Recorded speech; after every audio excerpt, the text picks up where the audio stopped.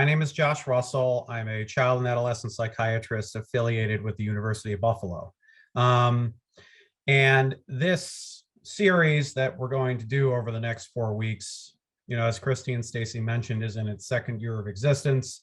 And it was created as part of an educational initiative to basically expand knowledge of the foster care system to our community. And we're doing that in a couple of different ways. So this lecture series is one way to do it. The reason we're recording the sessions is because another part of the initiative is there's going to be a website that's almost done that will house a bunch of different resources. And we're going to be including the recorded presentations on there for folks to look at if, either if you're not able to attend all the sessions or if you're just looking for different resources, because we're going to cover a lot of different things over the next 4 weeks. So the overall goal of the series is to, go over practical information related to the foster care system. We're going to do that in a few different categories, which I'll show you in a little bit. And ultimately, I'm hoping that you all will feel more comfortable navigating the system and understanding where to find resources and how to advocate to find resources if you're a parent or a professional, and then hopefully kind of give you guys the knowledge to impart on others and serve as more ambassadors to, increase the general knowledge of this system within Western New York, because it's a system that is very complicated and there's a lot of people that just don't have any idea where to start. And that leads to kids not getting the care and the resources and support that they need in a timely fashion. So as Stacy and Christy mentioned, there will be 4 sessions, 2 of them virtually today and then on the 18th, and then 2 of them in person next week on the 11th and then on the 25th. The biggest change we made to the series this year is I'm only going to be doing 3 lectures instead of 4. So instead of hearing me drone on for a 4th session, we're going to instead have a panel for that 4th session and essentially use it as just a question and answer opportunity for all of you and anyone else who decides to come. The panel is going to involve folks from all different areas of the system. So we're going to have folks with expertise in care coordination, trauma therapy, the legal system. Obviously, I'll be part of the panel. And also we'll have multiple folks who have experience as foster parents on the panel. So there's going to be a lot of opportunities for questions in that session instead of just a lecture style format.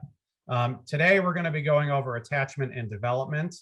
The second session will be about mental health diagnoses and treatment options. And then the third session will be about navigating the system, both the foster care system and the mental health system, and then how to find resources. Now, just a couple of ground rules regarding, most of this is mostly regarding questions and discussion. As Christy and Stacy mentioned, feel free to post questions in the chat. You're also welcome to stop and ask questions in between too. Just keep in mind, I may defer some of those questions to later on or at the end of the lecture, especially if we may be covering something later or just in the interest of time. But I will try to make sure I answer everybody's questions. The ground rules are there can be no questions regarding medications or treatment plans for specific kids. Hypothetical situations are okay, but if somebody asks a question about what's going on with a particular child, my answer is going to be talk to that child's doctor or provider or treatment team. And similarly, I'm not going to give specific comments or opinions on treatment plans from specific healthcare providers. So today we're going to talk about the normal attachment process and review the different categories of attachment styles that kids develop. We'll talk about how the experiences of kids that have been in the foster care system can disrupt that attachment process and other areas of development. We're then going to spend some time doing an exercise involving an experiment called the strange situation. And I will explain what that is for those of you who have never heard of that before. And then at the end, we're going to talk a little bit about the trajectory of kids in foster care as they become adults. So we're going to start with a breakout group. We're going to break you guys up into groups of about 3 or 4. And I want you all to discuss 2 questions. 1, what does the term attachment mean? And 2, how comfortable are you with explaining that or understanding that concept? So we will put you guys into breakout rooms for about 3 minutes, and then we'll come back and discuss what you all came up with. So would anybody like to volunteer to share what your group discussed about those 2 questions? This is Gail. I'd like to volunteer. Sure, go ahead. We talked about what attachment was, the definition of an attachment. What definitions did you guys come up with? I don't think Olivia had her fair chance to speak, but I think she was speaking about like an emotional attachment. And we talked about attachment is how the child learns how to trust in a secure way someone to take care of all of his needs in the earliest days and earliest years of his life. Mm-hmm. Did anyone, when you guys were discussing the definition, did you find that people were giving pretty much the same definition, or were there variations? There were only the 2 of us, I believe, in the meeting. Okay. We had How about the other groups? In our group, everybody's Wi-Fi failed, so we couldn't talk at all. Oh, geez. Okay. No Zoom session is complete without technical difficulties. And in our else? group, there was 2 people that didn't have their screens on or their cameras, and Patricia and I just had mostly the same definition that the other person who spoke had. Okay. We never got to the second question. So, well, let's talk a little bit about that second question now. Show of hands using like the raised hand icon in the Oh, and where's the raised the raised hand? Where is that? Okay, you'll see it. I think it's In it's under reaction. reactions. Yeah. How many of you feel pretty comfortable with your understanding of what attachment is, kind of in this idea? Did I raise my hand? Let's Oh. get now. No, yeah. All right, we got a few folks. Okay. So because it's interesting, like even if you look amongst professionals, you get definitions that have some similarities, and yet they're kind of, they talk about different things, and they can be in different amounts of detail. And it emphasizes that this is a process of which we still don't have a great understanding. What most folks agree on is, you'll see terms on this screen like psychological connectedness, emotional bond. You'll see words like security and safety. And, what most folks can agree upon is attachment is an unspoken psychological bond between a child and a caregiver or multiple caregivers. What's important about understanding attachment is that there are certain points in a baby's development when attachment occurs. Babies are not just born with the ability to attach. And actually, for the first couple of months, babies don't attach to anybody. And then the few months after that, they kind of develop attachments to everybody. But the critical period where a strong attachment is formed between a child and a particular caregiver is around 6 to 12 months of age. So if that time period is disrupted by different things, that's where attachment itself becomes disrupted. And then there's a domino effect that happens throughout development. So, that we focus on that window, certainly as a psychiatrist, if I'm taking a history with somebody, I'm always very interested in what the child's life was like during that critical period, because that's when the attachment forms. That's when the ability to attach forms. So attachment is really important for a few different reasons. It's basically that first scaffolding step for the rest of our social and emotional development. If we're not able to attach to a caregiver in a secure way, we're going to have trouble building and maintaining any relationships. We're going to have trouble managing stress and changes in life, and our ability to regulate our emotions is going to be impaired. The reason attachment allows for all this to happen is because it gives the baby what I would call a psychological home base that allows them to explore their world. And I have a graphic on the next slide that kind of breaks that down a little bit more. It's also the beginning of how a baby forms trust with people, because part of that attachment is the baby accepts that this entity, this caregiver, is what is protecting them and keeping them safe. So, you know, when we think about, you know, development, you can, and if you think about development as like, say, a baby developing their rules for the world, or almost a handbook, this is rule number one. This is what every single other part of development is based off of. And depending on whether the attachment is secure or healthy or not secure, this goes two very different ways. If a baby is able to make a secure attachment to somebody, now it doesn't always have to be mom, and it doesn't have to be a biological parent. It looks like we have a question in the chat. Oh, okay, that's an update from Stacy about sending the slides, which is true. So if the baby is able to establish an attachment with somebody, what they learn is they can explore their world. They understand that they're safe, and they understand that that caregiver or that person is the reason that they are safe. And so everything comes back to that. If the child does not form that attachment, the rule they learn is that the world cannot be trusted. I am not safe unless I take care of it myself. And you can see how that type of a different thought process can lead to changes everywhere else down the line. If that's the first rule the baby is working with, it's a whole different trajectory than if they accept that the world can be safe and they have somebody who protects them.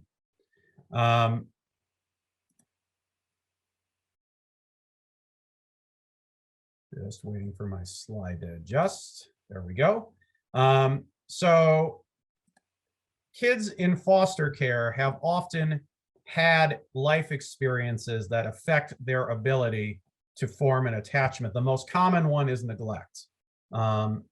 And that's, you know, to a severe degree, there's no available resource for them as babies. No one who's caring for them, no one who's giving them attention. You know, abuse of any kind can affect attachment. Now, these are the two main reasons where if we hear those, there's kind of a general understanding of, oh yeah, that's traumatic. That's going to cause changes and disruptions for a child. But there's another category of experiences that need to be taken into account and often don't get as much recognition. And that's if, because of the life circumstance, the child just doesn't have the availability to develop an attachment. So this could be that they lose a parent, whether a parent passes away or a parent moves or a parent is incapacitated. And it could just be there's not enough time. So for example, a child that has parents that are working all the time or that travel out of the country. You know, a child that bounces back and forth between a bunch of different homes, whether it's, you know, parents, grandparents, aunts, uncles, and isn't there enough time to really establish an attachment. Those experiences will still lead to attachment problems, even though there may not have been any direct abuse or neglect that happened. And we've got a point in the chat that like is this not also the case for children who are neglected, who are not in the foster care system? The answer is yes. These events can happen to any child. They don't have to be in the foster care system. So the child may still be living with their biological parents, And perhaps, a child there's concerns at school because a child is acting out or having trouble making friends. So this is not limited to kids in the foster care system. However, kids in the foster care system are more likely than the general population to have experienced these events.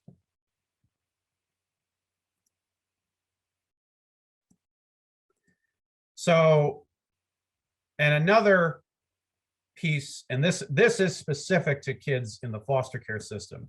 Again, neglect and abuse are relatively well-known traumatic events, but we have to acknowledge that kids transitioning into the system itself, like that transition is traumatic in and of itself.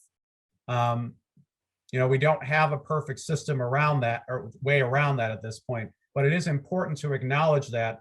And that's why when we talk in the third session, we'll talk about different legislation that has, changed because of our understanding of this piece of information. So for kids, any kind of transition is a traumatic event. The child has to adapt to a completely new environment, and it often isn't just home. They often have to start at a new school. They have to get used to new areas where they can play and meet people. They might move from an urban community to a rural community or vice versa. There are all these different changes in their environments that the child suddenly has to adapt to without really being given much warning about how that's going to happen. And then there's all the new relationships they have to transition to. So they're not their relationship with whoever they were living with before is going to change or be non-existent. And now they've got to learn how to get along with all these other people. So, and it's not just limited to the new caregivers. There could be siblings in the home. There's other relatives in the home. They're going to have to get used to everybody at school, teachers, coaches, after school workers, all sorts of different people. And having to go through all of these different transitions, especially if it happens multiple times, has effects on a child's thought process and the way they view the world. So these last 3 points on the slide are some relatively common thoughts that come into the heads of these kids. There's questions about safety. If they've been moved a bunch of times, how are they supposed to know if the new place is safe for them? And how could we possibly expect them to immediately keep trusting new people when it's changing every 6 months? And then because they keep getting kicked out of homes, does that mean that something's wrong with them? Are they a bad person? And then some kids just kind of settle into what they perceive to be the inevitable, which is these people are going to leave me too, just like all the other people at the other places I lived. So this can be a very traumatic process for kids each time they transition.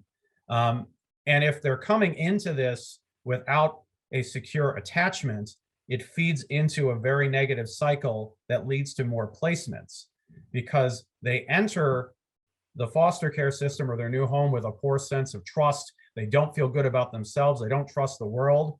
And because of that, they start displaying emotions that you would expect from somebody who is anxious or angry or doesn't trust. There's a lot of hesitancy. There's a lot of withdrawal. There's an unwillingness to open up.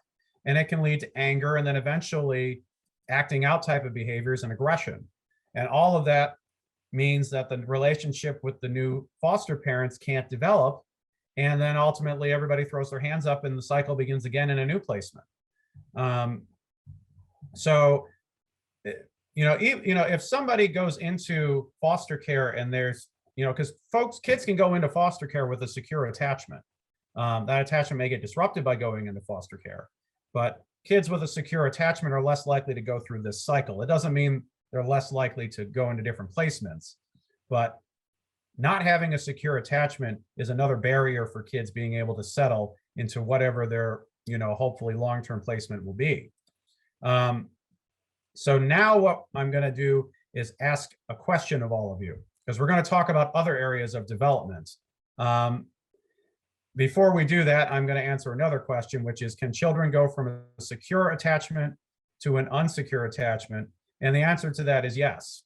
So for example, if a child, grows up and has a secure attachment with a parent, and then say that parent struggles with alcohol use when the child is 6 or 7, that can damage that attachment. It doesn't necessarily undo everything, and kids can then kind of bounce back to a more secure attachment after that, but attachments can change. It is harder for them to change once the child is out of the critical window of development. So it is much harder to go from a non-secure attachment to a secure attachment, and vice versa, if it's not happening during that critical window. Any other questions before we move on to our poll question? Okay, so the question I have for you is, what % of brain development has usually occurred by the age of 5? So feel free to answer. And then when everybody has done that, we will check the results.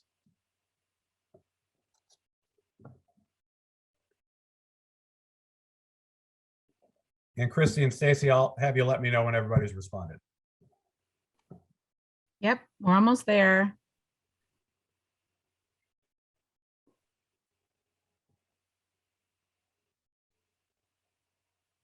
Okay, everybody responded. So All right, do you want me to share the results? Yep, let's see what we got. All right, so it's a pretty fair split, with 90% being the leader by a hair, and that is the correct answer. Now that's a pretty astounding number, that 90% of brain development has occurred by the age of 5. But that tells you how much is going on in a developing child's brain. And so if something disrupts that, it can have pretty devastating consequences. So it is also a little bit of a misleading question, because brain development has 2 different parts to it for humans. So younger children are going through an explosion of forming connections in the brain, which are called synapses.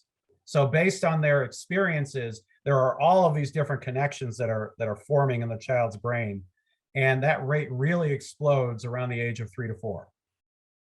As we get older, our brain essentially decides, you know what, it's time to go through this tangled mess in here and like clean some stuff out and get rid of the stuff we don't need, and strengthen the connections that are really important. And that's a process called synaptic pruning. So during this period, the brain actually decreases the number of connections, because it is going through, it's inventorying everything and removing connections that are not relevant. So for example, we may not need certain connections about, yelling or crying to get our parents' attention at the age of 13. Well, we needed that at the age of 2. We have different ways of communicating with parents at that age. So the connections change. And this picture is meant to show that. So these are examples of brain tissue. And you'll see the lines and like spindly looking objects are neurons and their connections. So this is an example of like how many connections are in a brain at different ages. And you can see the massive difference between the number of connections in a newborn versus somebody at age 6. And then you'll notice that the 14-year-old has fewer connections. There's still a lot in there, but it's not as much of a tangled mess. And that's because that child's brain has pruned out connections that are not necessary anymore. The other piece that I wanted to talk about briefly is about our body's stress response, because for kids in foster care, that is often disrupted. And it's less important to look at the different, names of everything. That's not really the point of this. What I want you to focus on with this slide is to understand that when we experience stress, there is an automatic cycle that happens in our brain involving different hormones. Ultimately, that cycle is meant to turn itself off. So it creates, when it gets turned on, it creates its own off switch. So, and then once the stress is gone, that allows the system to turn itself off. For kids that have experienced chronic stress or trauma, that system can't turn off, because as soon as it does, the stressor reactivates it and it just goes in an endless loop. And as kids get older, that system can burn itself out so that it doesn't turn on when it needs to in the future, and it doesn't respond in the appropriate way to different stressors. So something that is like a relatively minor stress might cause a really exaggerated stress response in a child where this system is damaged. And kids in foster care who are more likely to have gone through those traumatic events that we talked about before are more likely to have a stress response system that doesn't function properly. So now we're going to switch gears and talk a little bit about different attachment styles. Does anybody know who this guy is in the picture? And we have a question about whether the stress response system can heal.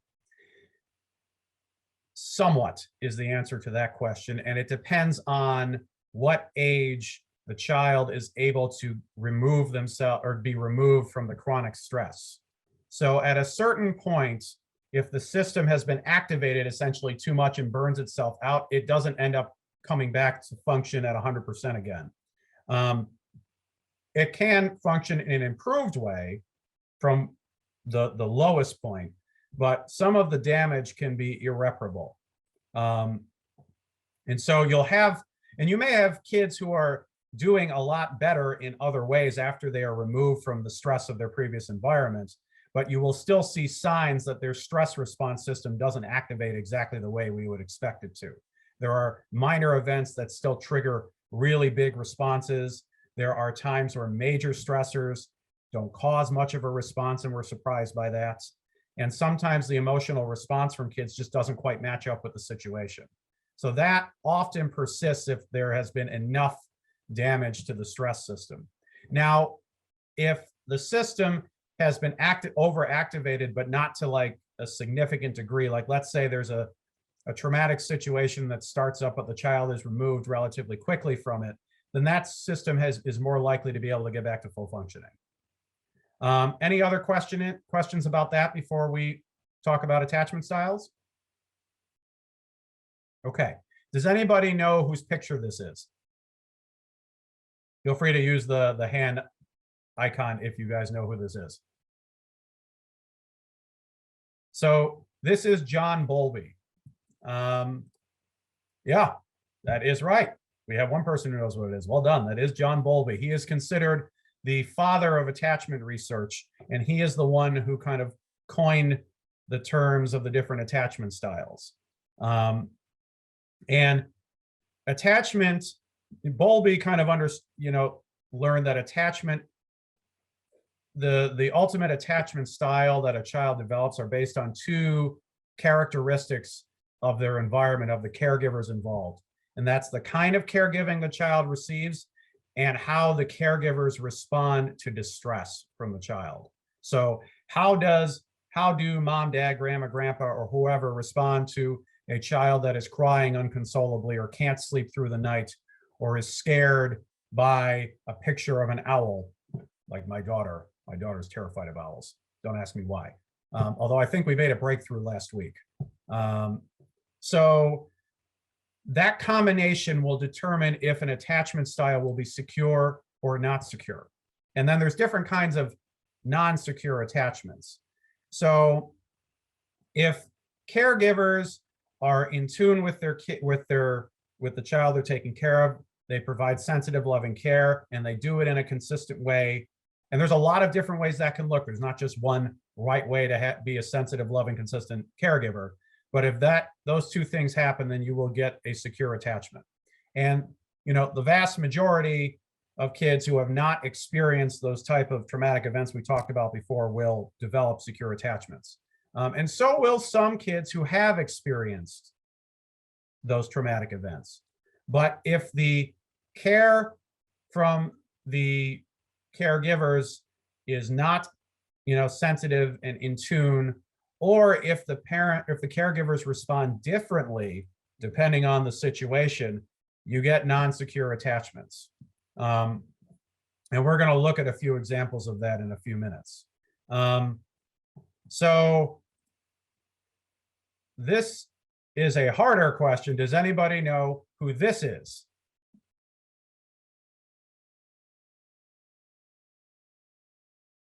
So this is Mary Ainsworth, and she was a student of Bowlby's who eventually, continued his work and developed a protocol, an experimental protocol to observe and kind of categorize the attachment style of a child and their caregiver. And the name for this protocol is called the strange situation, which is, we're going to watch some examples of that in a little bit. It's a standardized format that involves the child, their caregiver, it says mother in this example, but it doesn't have to be the mother, it's wherever the caregiver is, and a stranger. And there's different combinations of people in the room at different times. And based on the child's reactions to people coming and going from the room, that helps determine what the attachment style is. So now, this is not something that's conducted all the time because there are ethical concerns about putting a child into situations that cause stress, because some of these do. Because you can see there's points where like the caregiver leaves and the child is alone with a stranger. There's times where there's nobody in the room other than the child. And understandably, part of the response that is measured is how distressed the child gets. So this is not something that is done on a regular basis. But it gives really good examples, because they're standardized, about what different attachment styles can look like in kids. Specifically toddlers. Toddlers are usually the targets of these of this experiment, because that's around when the critical window is for attachment. So we're going to watch 3 video clips of kids and caregivers involved in the strange situation. One of those 3 clips is a secure attachment. I'm not going to tell you which one, because after we're done, we're going to go into breakout groups and try to figure out which clip is of a child with a secure attachment and which 2 are examples of non-secure attachments. And the other question I want you to think about afterwards in the breakout groups is, as these kids get older, how might you expect them to interact with other people in the world? Okay? So before we start the clips, any other questions that I can answer now? Okay. So if anybody is having trouble hearing or seeing the clips, let me know. Okay. So here is the first clip.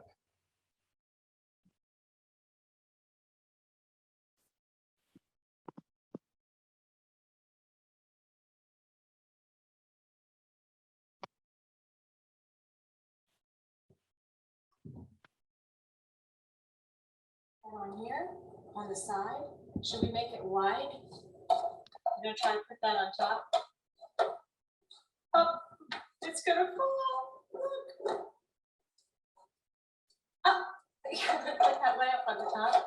Watch what's gonna happen. Lindsay. Timber.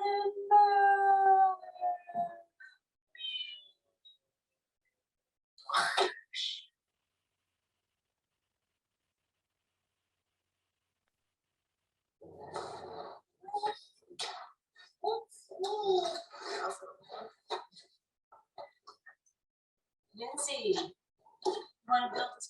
What do you have there? Is that a big gourd or squash?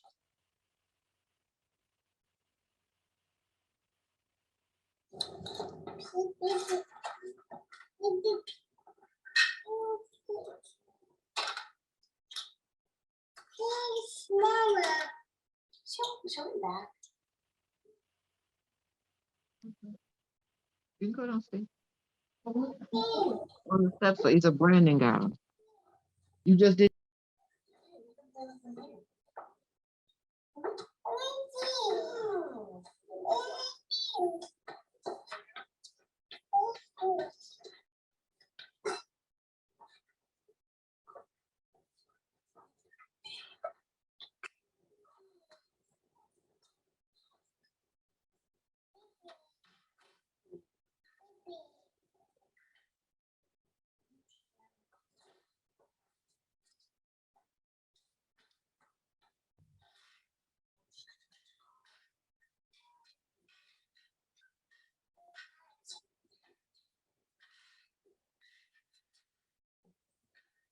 your shoes untied.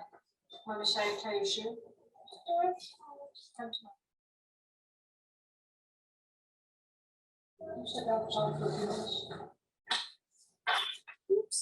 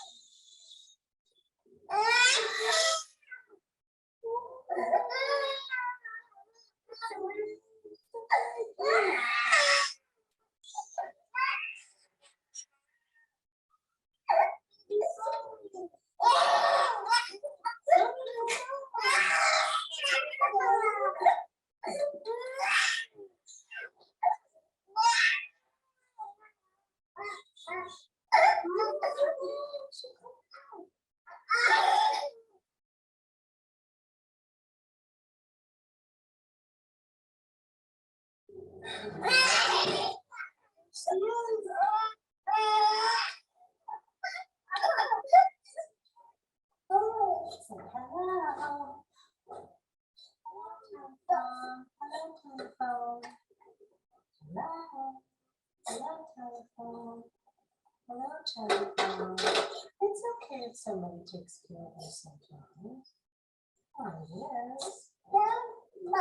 Oh.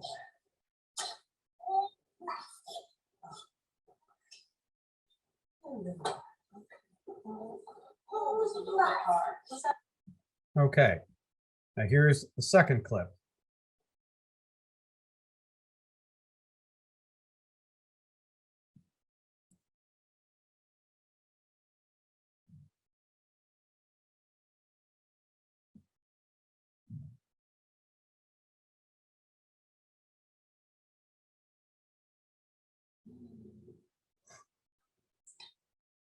A telephone? Telephone?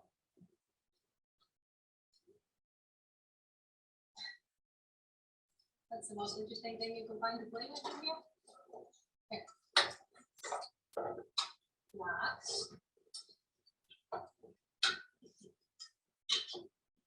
Is that cool?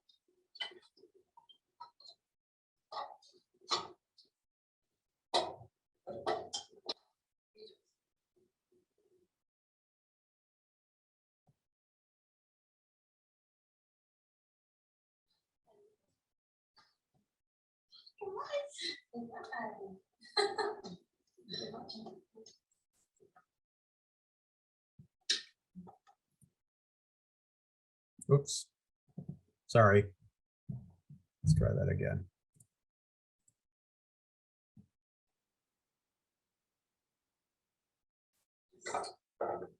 Blocks. Is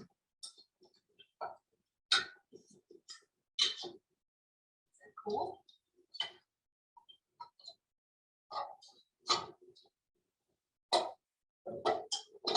Pages.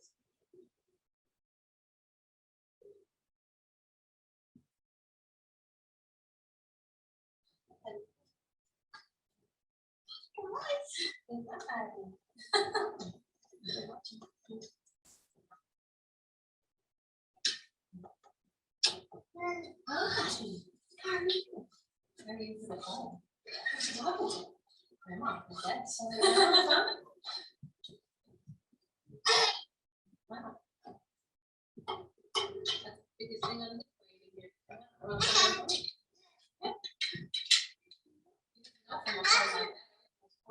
Exactly, but I guess he figured it out.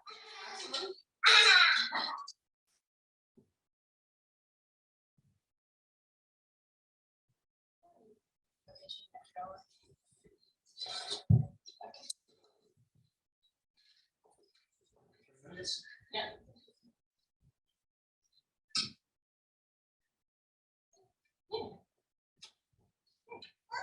Yeah.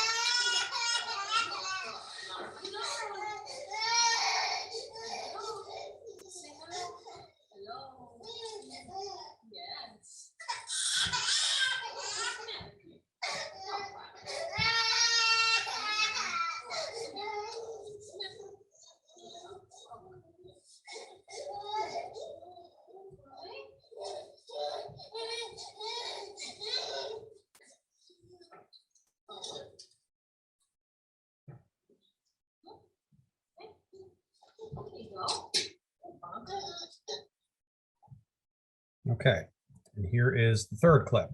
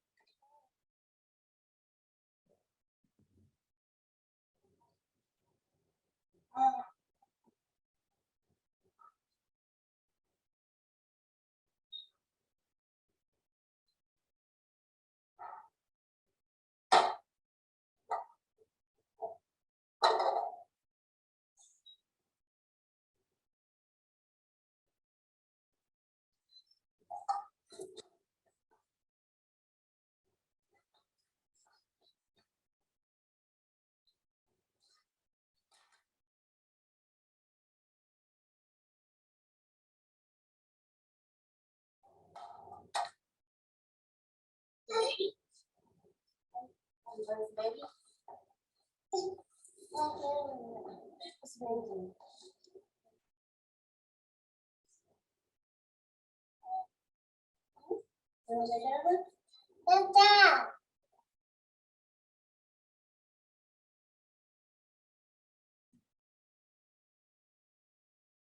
I can see her.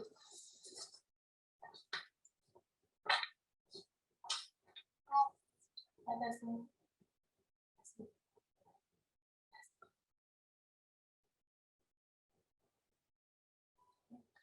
That's me.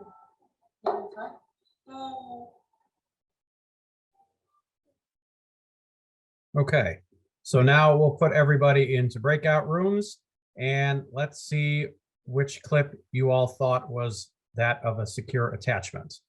And then we'll check back in a few minutes.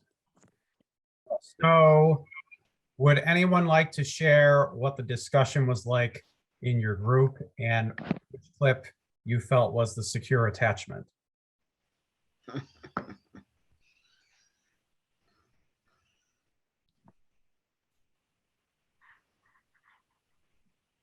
Any volunteers? We felt that the third child was the most secure, had the Okay. most secure attachment. And what was that based off of for you? Just the confidence that the child had in any situation around any adult, the level of comfort, engagement, eye contact, being aware of her environment and her situation and not being rattled easily at all. Mhm. Did that do it for you? Mhm. That's a good explanation. Anybody else come up with a different clip that they thought was the secure attachment?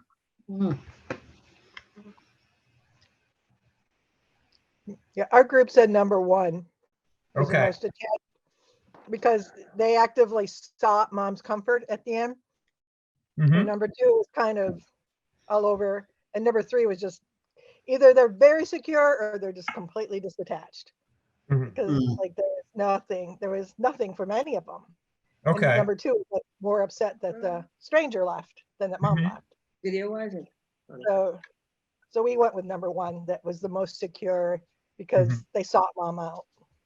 Anybody pick number two? No, we also picked number one.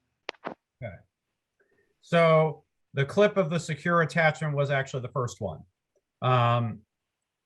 And I purposely didn't say what to look for before watching the clips because it's very clear everybody saw the same behaviors from the different kids, but they can be interpreted in different ways. Yeah. So with a toddler who has developed a secure attachment, that does not mean they don't show distress. There are points where they do show distress, and we would expect kids to show distress. Essentially, when mom or the caregiver is not there. So if you'll notice, that first child, when she was left alone, was very upset. And then when the stranger came back in to console her, it didn't do anything. She just kept crying until mom came back in the room.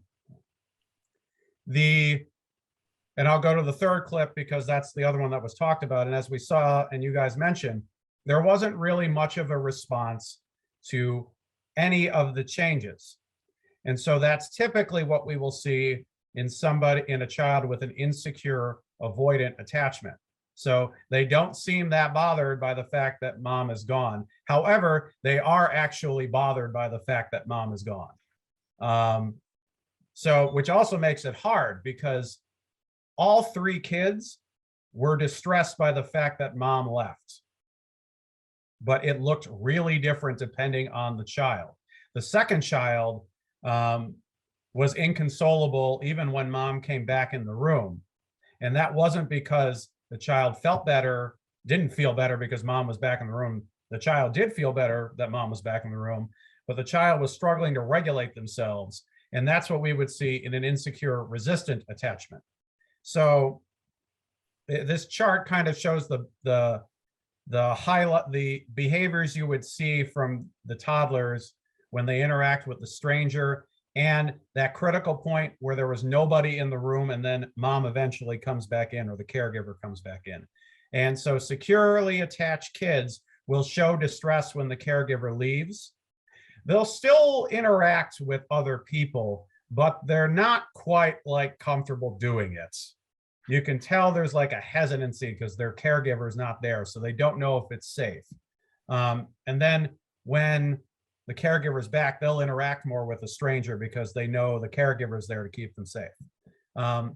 Insecure resistant attachments look like a lot of intensity. So there is intense distress when the caregiver leaves. There's active avoidance of the strangers. They're not going to get anywhere near them. And then even when the caregiver comes back, the child, while they still interact with the caregiver, they're still really distraught. And so you see a lot of emotional volatility and less willingness to explore their environment. Kids with insecure avoidant attachments don't show much distress when anybody leaves or comes back. And then there's this fourth category here called disorganized attachment. And I didn't show you a clip of that. And that's because there is not one standardized clip to represent disorganized attachments. Disorganized attachments can look like all sorts of different combinations of things, and they don't always seem to necessarily make sense. So, and that's because there is so much inner turmoil within the child that they don't have a standardized way of interacting with the world around them. They don't know how to interact with the world around them.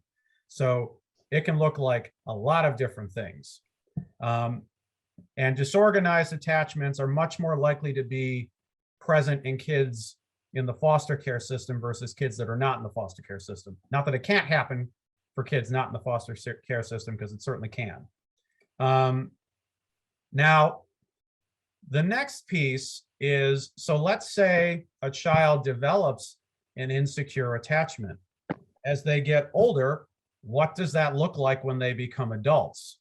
Not only is this important because, you know, it gives us an idea of like what kinds of things these kids will have to work on as adults and what challenges they face, but we also have to keep in mind that for many caregivers, they may have gone through the same attachment disruption that their kids are going through because it feeds into it. So, you know, perhaps you have a set of parents, one of which was neglected and put into the foster care system, and then they have a child of their own, and some of the patterns get repeated because that adult has an insecure attachment to begin with. So this graphic breaks down what these attachment styles look like as adults by looking at two different things: the now young adults' view of themselves and their view of others or the rest of the world. And you know, those kids that develop secure attachments tend to have a pretty positive view of themselves and of others. Insecure resistant kids tend to have an okay view of themselves, but or of others, but not themselves. So these are kids that as adults end up being very dependent. It's very difficult for them to do things on their own. They need a lot of validation from other people. Whereas insecure avoidant young adults have a relatively complete view of themselves, but are very distrustful of the rest of the world. And so they isolate, they're unwilling or worried about forming any sort of relationship with other people. So loneliness can be a big factor. And disorganized attachments, again, can look like a lot of things, but they generally don't have a good view of themselves or other people. So the attachment style that is developed as a baby ends up, that domino effect goes all the way into adulthood. And as a result, kids in the foster care system face additional challenges as adults compared to other kids when they become adults. You know, only about half of them graduate high school or have an equivalent GED degree. They're more likely not only to have chronic mental health issues, which may not seem that surprising, but they're also more likely to have chronic physical issues too. And as I mentioned before, their stress response system is likely damaged or more likely to be damaged, and that changes their ability to handle the day-to-day stressors that they face as adults, right down to just the basic things they need to do to support themselves and survive. So attachment has a big domino effect moving forward. With that in mind, how do we help a child's attachment become more secure? I'm not going to say secure, I'm going to say more secure. But that's what we're going to talk about a little bit more as part of our discussion on mental health, because we're going to talk about attachment disorders and how we can treat those, among other things. So those are all of my slides. So I'll stop sharing my screen for now and open it up to questions. You can put them in the chat, or you can just shout them out if you'd like. And I did put the slides in the chat for anyone who has the capability of downloading it, but I will also be emailing them, just so you know. Any questions or thoughts on anything we talked about today? Yes, with the different attachment styles, can a child move from one to another? Yes, the answer is yes. And it depends on, sometimes that happens because the attachment figures in a child's life change. And so maybe somebody who had a non-secure attachment with, let's say they're with a relative, and then they move to a different relative's home and they have the opportunity to develop a more secure attachment, that can happen. And it's also possible for attachments to change with the same person. As we'll talk about next time, one of the main treatment approaches for working with attachment disorders is therapy designed to change the attachment style between a child and a caregiver, whether that's a biological caregiver or a foster or adoptive caregiver. The challenge is because unless that's happening during that critical window of 6 to 12 months, it's harder to make so smooth changes, and there are usually some aspects of the attachment style that aren't fully secure, just because the child is having to learn all of these developmental tasks outside of the area of brain development where that was meant to happen. Okay, Gail, you have your hand raised. Did you want to ask your question next? Yes, please. So what if a child enters foster care at 11 months old, and then at 2.5 years old is returned to the parent, but the parent hardly sees the child because she's a single mom and has to work 40 hours plus. And during that time period of the next 2.5 years, this goes on, and there's multiple child caregivers. How does that affect the attachment? Do you think that child has a healthy attachment to the mom? The foster parent remains close to the child during that whole time. Sometimes babysits, sometimes visits, like that. So one important concept to understand is that kids can have more than one secure attachment. So they can be securely attached to, say, an adoptive caregiver, and then maybe end up going back to live with a biological parent and can still maintain that secure attachment with the foster parent and establish a secure attachment with the biological parent. That's possible. And even if there are multiple people in a child's life that can serve as attachment figures, a child has the potential to create that secure attachment with any of them. Certainly availability is one of those key buzzwords that we'll talk about next week, because that increases the likelihood of a child forming a secure attachment with somebody. But every child-parent combination or child-caregiver combination is different. And there are some kids who can form a secure attachment with relatively less exposure to that that attachment figure, while others need a significantly larger amount of time with an attachment figure to develop that secure attachment. Go ahead. And then at 6 years old, no, at 5 years old, the ex-foster parent becomes the main caregiver for a while. Then and then at 6 years old, the child is returned to that foster parent, but visits mom. Mhm. And then, continues to live in that foster family for the next year and a half. And like how is that child's attachment still developing then, or changing?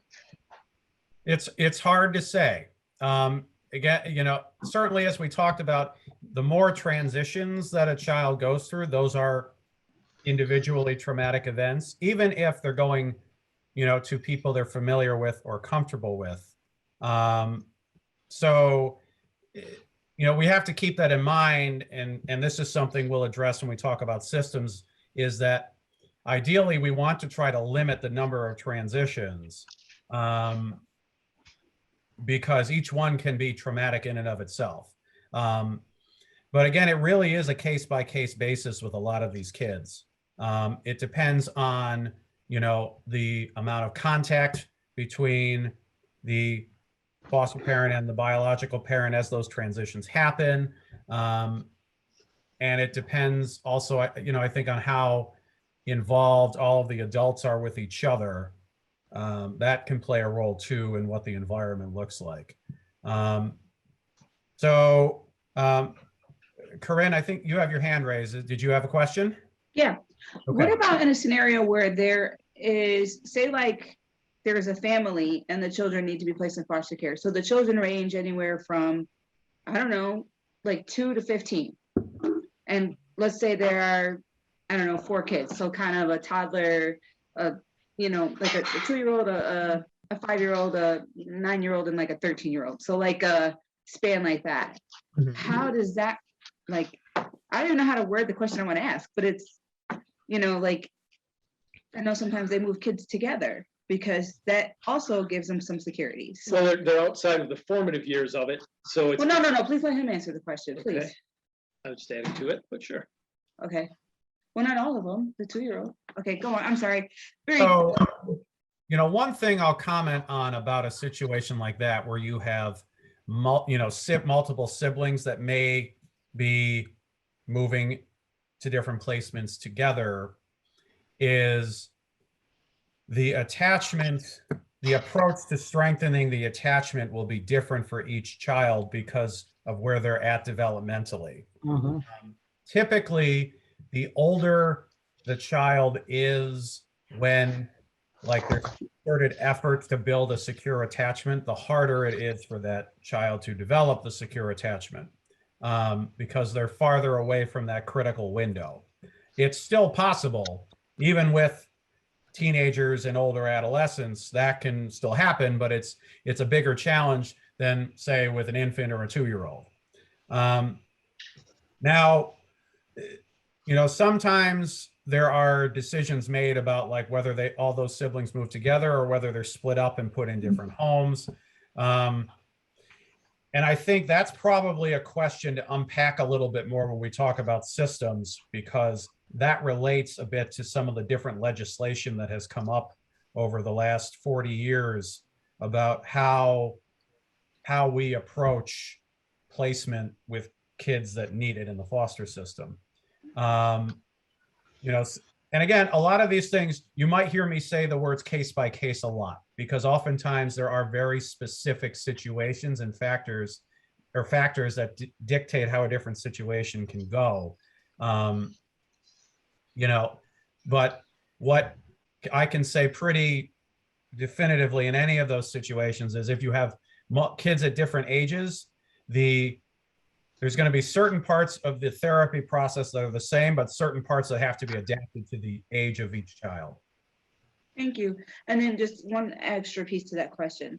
Mhm. So, thinking about kids who end up in the foster care system, actually what got my husband and I thinking about this was like watching what's going on in Ukraine and some of the kids literally ending up without parents and being placed in different circumstances. Does this all hold true across cultural barriers and things like that for people who want to step up and try to help and foster children who may have gone through something so traumatic? Mhm.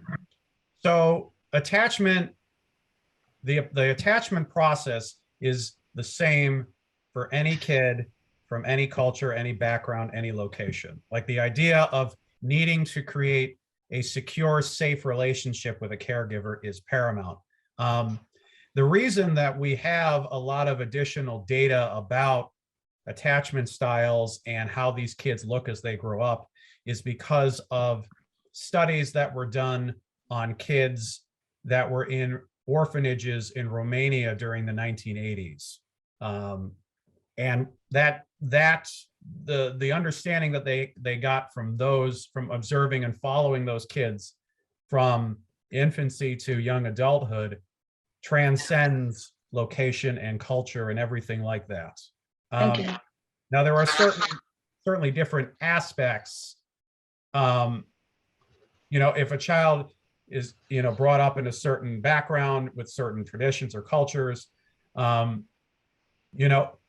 they switch to a home that is different, that's an extra adjustment and can be an extra piece that's traumatic for them, because not only are they adjusting to a different place, they're adjusting to a different way of life and different beliefs and things like that. So that is an extra piece, but the attachment process is the same.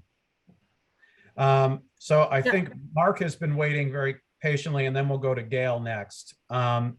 So Mark, your question is, sometimes the foster parent doesn't have the background or history. And so that foster family doesn't have the, accurate information about the child's, backstory. And sometimes the child can't really give more of that history, and they just act out.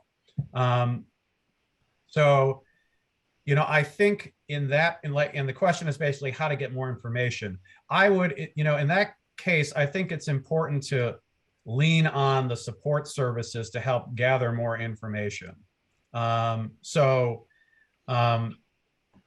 Whether that's including like a CPS team or a foster care agency, trying to utilize them to gather more, at least some of the objective data about perhaps the biological family or the child's upbringing. Ultimately, and this applies to whether or not this is the case where there's not a lot of information known and the child can't give it to you. Foster parents, by doing, the attachment work that we'll talk about next week with attachment-based therapies, are helping to prime and prepare the child to be able to express themselves more when they reach like the requisite vocabulary to do it, and the developmental stage and the comfort to do it. And they may then be able to say more about their past. And also more, just as importantly, about how they're feeling about their past, present, and future. Because that acting out can happen because of, it may be a trigger from a past experience. It may also be that child working through the emotions of trying to trust a new family. And I'll be frank, there are times where it is a little bit of trial and error. And it's similar to the discussion we'll have for kids with developmental delays who can't articulate their needs and can't, use vocabulary to say feelings, and so they show it with actions. And especially with younger kids in foster care, that's what often happens. They express themselves with their behavior. And over time, families, if foster families or whoever's involved, the caregivers, are paying attention to patterns of behavior, including just like, I'll talk with families about just journaling events and just putting a few key, data points about it. You can figure out some patterns, even though even in that space, there is so little trial and error. Mark, did that accurate or adequately answer the question, or did you want to talk further? Thank you. Okay. Gail, you've had your hand raised up Okay. in the corner patiently for a while. Go ahead. Thank you. Okay, so scenario, a baby is born in the hospital. On that day, the mother leaves. The baby is in the hospital, with its having detox. And so on day number 9 of the baby's life, enters the foster mother, visits the baby in the hospital daily, and then on day 16, goes to the foster home and lives with the foster family. The mother has one visit in 9 months. And then at 9 months, she has a couple more. How much more time can elapse between that mother and child before the damage of attachment is irreparable or just like devastating to that child? So that kind of a situation we can look at that a couple of ways. So if you recall right at the beginning of the presentation, I was talking about the fact that what's necessary during that 6 to 12 month window is developing a secure attachment, but it doesn't necessarily have to be a particular person. It doesn't have to be a bio mom, bio dad, foster dad, grandma. It doesn't actually have to be a particular person. If that child has developed a secure attachment with whoever's been caring for them, Yes. they may have a secure attachment. Now, certainly then if there's a desire for them to develop a secure attachment with another person, Okay.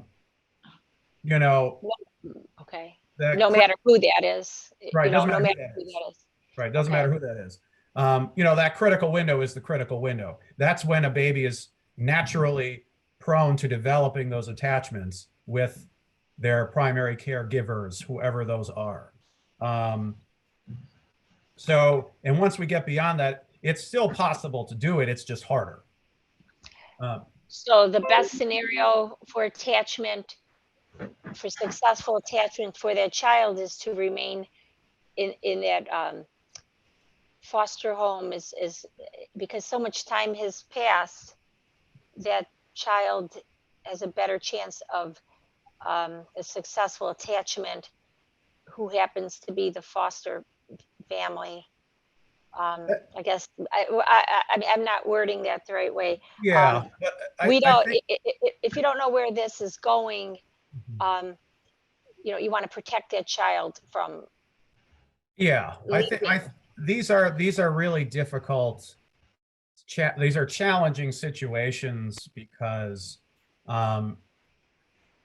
we want kids to grow up having that secure bond with somebody, and certainly if they can have that bond with more than one person, that's great. And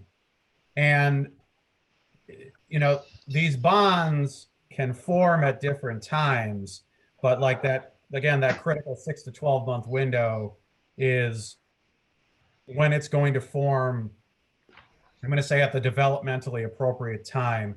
And so you don't get as much of a domino effect later. But again, these situations can be very case by case. There can be situations where, perhaps a child has already developed a secure attachment to one caregiver, and there's an opportunity to do that with another one at that age, and they're able to do that during that critical period. It may happen that like another person is introduced beyond that window as a potential attachment figure. And that, while that can still happen, it can still be challenging for the child, but it will be helpful for them that they already have an attachment figure to fall back on while they deal with the challenges of perhaps trying to attach to somebody else. Well, thank you. That's where I think the foster care system fails, is that they You know, I'm all for reunification, but they allow no transition time once that child is gone. They allow us it's transition time back home, but then it's a, you know, goodbye foster parent, and the child doesn't know what happened. Mm-hmm. Yeah, and again, when we talk in the third session about the legislation that's happened, you'll see that like the pendulum has swung to both extremes over the years as the system tries to find the best balance of all of those different things. And you're right, the system is not perfect. There are situations that, you know, where the system doesn't, we want it to work out in the best interest of every child. It doesn't always seem to be the case. But this is something that has been actively discussed, like at the political level for at least 40 years, probably longer. And there have been lots of changes, including within the last 5 years. So spoiler alert for the third session, you know, this is something that we're gonna talk about quite a bit because the system has changed so many times as people have tried to have recognized like mistakes from previous attempts to stabilize the system, and then they make more changes. And the system is still trying to find its perfect way. Thank you. Any other questions that I haven't addressed yet? And we want to make sure to mention before I think about your questions, if you have any final questions, but we will be offering a light dinner at the in-person session next week. So please join us. It's really going to be really informative and great. And I've loved all these questions that have come up. I really liked Dr. Russell having the time to do this Q&A for the last 15 minutes. I think it's been helpful for all. And remember, you should have all received that pre-survey. Please fill out the post survey. And each week, just so you know, you will get a pre and post as well. So if anyone has any final questions, please, you know, let Dr. Russell know now. And then if not, we hope to see you all next week at 1021 Broadway. I will be sending out the slides and information about getting into the building next week. All right. Hope to see you all there. Thanks so much for participating tonight.